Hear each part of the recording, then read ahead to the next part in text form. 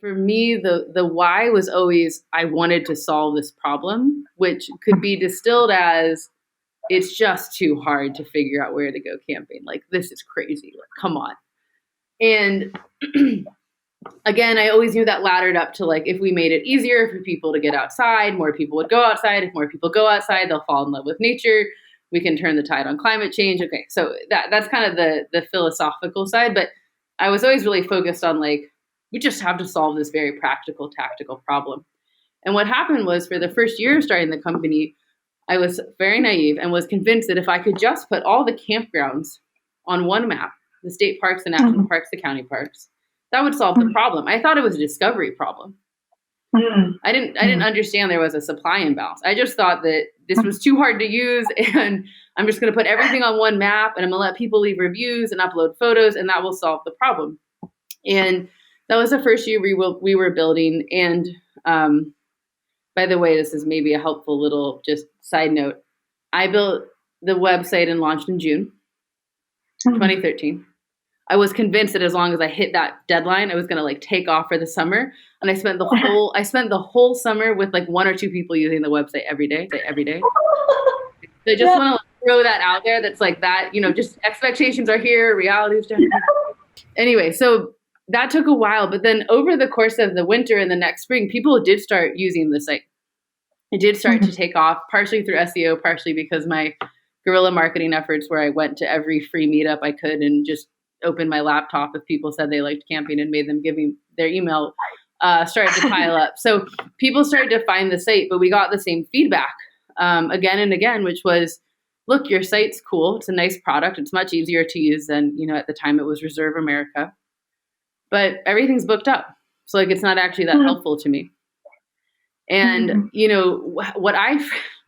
my first reaction to that feedback was, well, I'm going to get the government to build more campgrounds.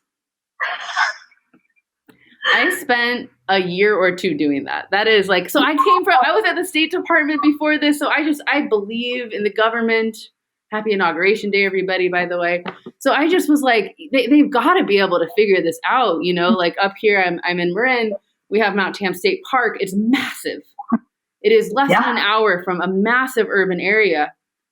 And it has like 40 campsites in the whole park. And I was like, guys, just like build a couple more campgrounds. What's going on? People need to get outside. This is public health. Yeah. And the, California state parks in particular, God bless them, amazing people. They're very patient with me. They let me come up to Sacramento all the time, and they would always take my meetings and they would always hear me out. But it actually took a year or two for me to finally learn that the way their budgeting works is just super messed up and really should change.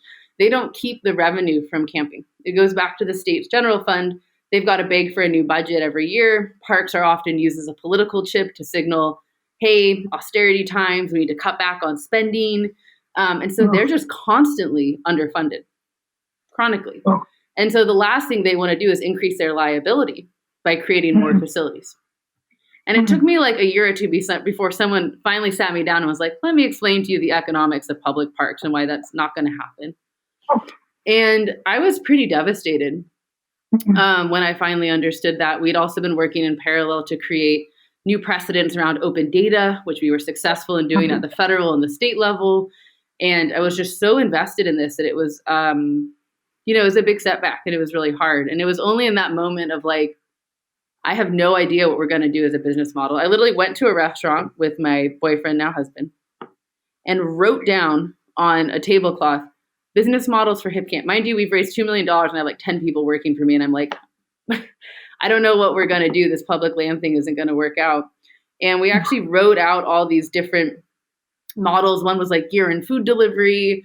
One was an ad-supported Yelp business. And then there was this private land idea, which really came from a landowner emailing me and saying, property taxes are tough. Maybe people would want to camp here and I could then pay my property taxes and I wouldn't have to sell this land because I don't want to.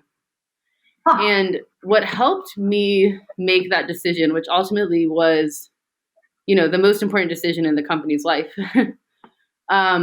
was we went through an exercise where I said, 10 years from now, if this model is super successful, what have we accomplished? And it became really clear to me that gear and food delivery, while great businesses that help people, at the end of the day, you're helping people trade money for time, right? You're helping rich people save a little bit of time. And then the ad business, I already kind of knew there wasn't enough places to camp. So while I knew I could build an app that would make some money off ads, it didn't feel like I was going to make camping that much easier to find. And so private land, it wasn't until I looked at it through that 10-year lens that I was like, whoa, if this works, we'll completely transform how people get outside. We'll radically increase the amount of available places for people to go. And we'll create arguably the most scalable model for protecting land and habitat on the planet. Like, let's do that one. So I think it was really by keeping that vision clear of where I knew we wanted to go that I was able to choose a business model out of a hat, basically. I didn't have research. I didn't do like pilot studies.